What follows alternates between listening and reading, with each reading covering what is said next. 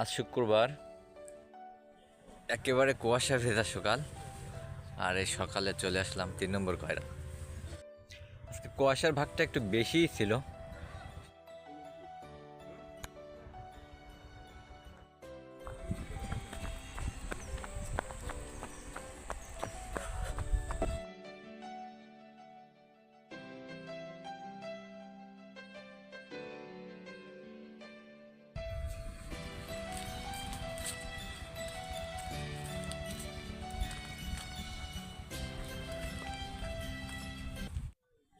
একেবারে কুয়াশা ভেজা সকাল।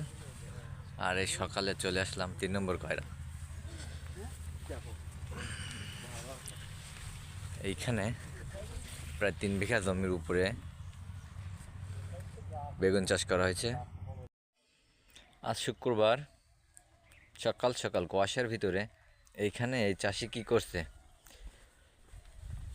ইনারে প্রায় 2 বিঘা জমি হাইব্রিড জাতের বেগুন চাষ করছে।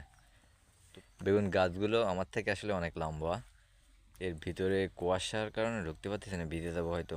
এমনিতে ভিজে গেছে, চুল টুলগুলো ভিজে গেছে। দেখা যাক, আমি ঢুকতেছি আস্তে আস্তে। এই যে গাছগুলো দেখতেছেন, এক একটা গাছ কিন্তু আমার থেকে 1 হাত লম্বা হবে হয়তো। আর গাছে এক একটা গাছে প্রায় 5 থেকে 7-8টা করে বেগুন আছে। বেগুনগুলো সাইজ দেখাচ্ছি তারা। এই যে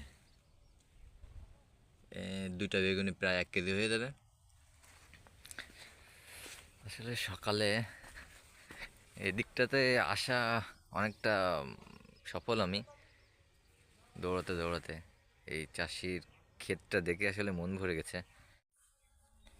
2 বিঘা এই বেগুন খেতে উপর দিয়ে মশারির মতো করে একেবারে ঘন ঘন একটা জাল দেয়া আছে। কৃষক জানান যে এটা আসলে পাখির আক্রমণ থেকে বাঁচার জন্য তিনি চারিপাশটা ঘিরে রাখতেন।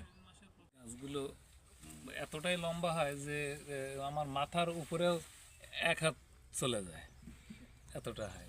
আর এই যে জাল দিচ্ছেন, এই জাল দেওয়ার কারণ এ জাল দিছে বাইরের পাখি বাদুড় এগুলো আক্রমণ করে করে ওরা খেয়ে ফেলে বেগুনগুলো। মানে বেগুনের সব থেকে বড় শত্রু হচ্ছে পাখি। পাখি বেগুনের সবচেয়ে বড় শত্রু হলো পাখি।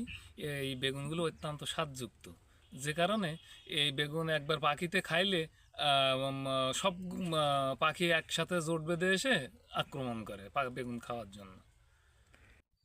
আজকে কুয়াশার ভাগটা একটু বেশিই ছিল। সকালে আসলে চারিদিকে এত কুয়াশা যে কিছু দেখা যাচ্ছে না 2 হাত সামনেও। তারপরে চলে আসলাম এই খেতে। আসলে দেখার মতো একটা খেত। তো ভালো থাকেন, টাটা।